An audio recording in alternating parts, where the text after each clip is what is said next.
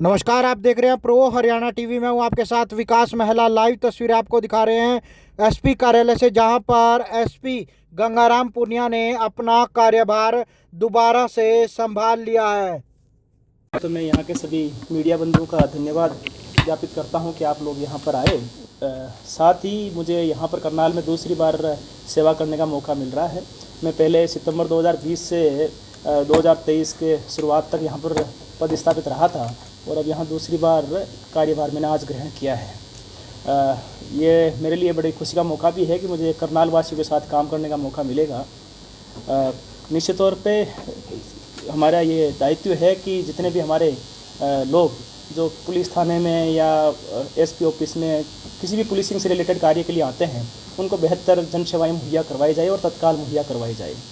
मेरी ये कोशिश रहेगी कि हमारे जितने भी करनाल वासी पुलिस से रिलेटेड किसी भी कार्य हेतु थाना चौकी में या पुलिस की किसी भी यूनिट में जाए तो उनको उचित मान सम्मान के साथ में कानून के दायरे में रहते हुए जो भी कार्रवाई बनती है वो तुरंत की जाए और अच्छे ढंग से उसको की जाए। लोगों को प्राथमिकता मिले। लोगों को जितनी भी शिकायतें हैं या मुकदमे जो भी दर्ज करवाए गए हैं उनका त्वरित क्वालिटी के साथ में निस्तारण हो। और साथ ही जो हमारी जो वायलेंट एक्टिविटीज़ यदि कहीं भी ज़िले में रिपोर्ट होती है तो उसको पहली बात उससे रोकथाम हेतु और दूसरा यदि कोई होती है ऐसी कोई वारदात तो उसको ट्रेस करने हेतु उचित और माकूल कदम उठाए जाए।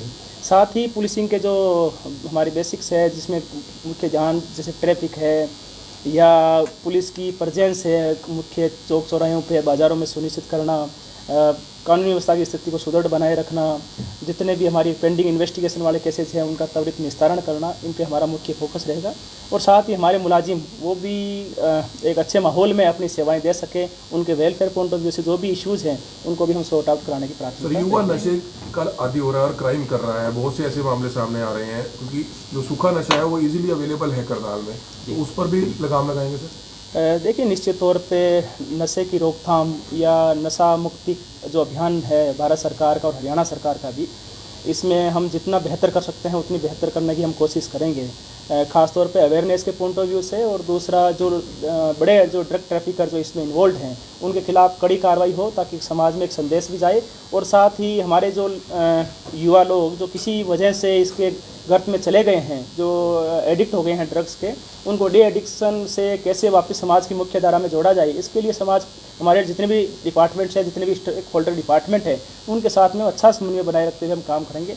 मुझे उम्मीद है कि हमारे जितने भी यहाँ पर विभाग हैं उनके साथ में हम तालमेल के साथ में और समन्वय से काम करते हुए इसमें कुछ अच्छे सकारात्मक परिणाम ला पाएंगे। गैंगस्टर जो है विदेशों से धमकियां दे रहे हैं, करनाल में चुनौती बना हुआ है ये मामला भी, और बहुत से व्यापारी हैं जो पुलिस को जानकारी नहीं देते हैं और ऐसे रैंसम की जो मनी है वो दे देते हैं, तो ऐसे व्यापारियों से क्या कुछ कहना चाहेंगे सर?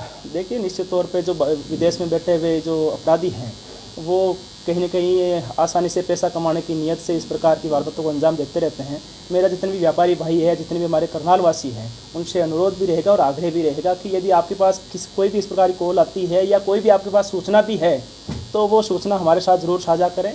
आप चाहे तो अकेले में आकर के साझा कर सकते हैं, कभी कभार उनको डर रहता है कि उनकी बारे में सूचनाएं लीक हो सकती है, तो आप मेरे को व्यक्तिगत तौर पे फ़ोन भी कर सकते हैं, व्यक्तिगत तौर पे मिल भी सकते हैं। अपनी बात को रखें, हमारा ये दायित्व है और हम ये सुनिश्चित भी करेंगे कि आपकी जानकारी है वो गुप्त रखी जाए और आप जो भी सूचना हमारे को प्रोवाइड करेंगे उससे हमें और बेहतर कार्य करने में मदद मिलेगी। जिन लोगों को सिक्योरिटी मिली हुई है, एनालिसिस होगा सर उसका?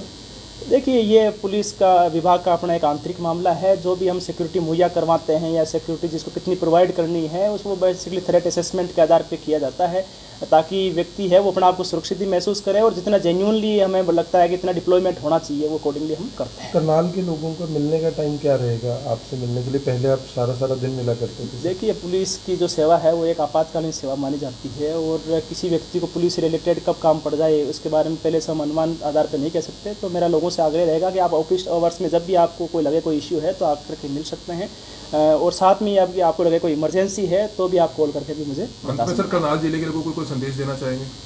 देखिए, पहले भी मैं यहाँ पर पोस्टेड रहा हूँ और जितने भी हमारे साथ में जो एसपीज मेरे बाद में भी पोस्टेड रहे हैं उन सभी को करनाल वासियों का अच्छा सहयोग मिला है, अच्छा तालमेल के साथ में हम लोगों ने काम किया है। हमारी ये कोशिश है कि आप लोगों को बेहतर पुलिसिंग सेवाएं मिले और साथ में आप लोगों का फीडबैक, ज़िलेवासियों का फीडबैक हमारे लिए बड़ा मायने रखता है। तो यदि लोगों को कहीं भी लगे कि पुलिस सेवा में किसी प्रकार की कोई खामी है या किसी कोई सुझाव ऐसा है जिससे हम और व्यवस्थाएं बेहतर कर सकते हैं तो ज़रूर हमारे साथ साझा करें। मुझे उम्मीद है कि मुझे जिलेवासियों का अच्छा सहयोग मिलेगा। Thank you.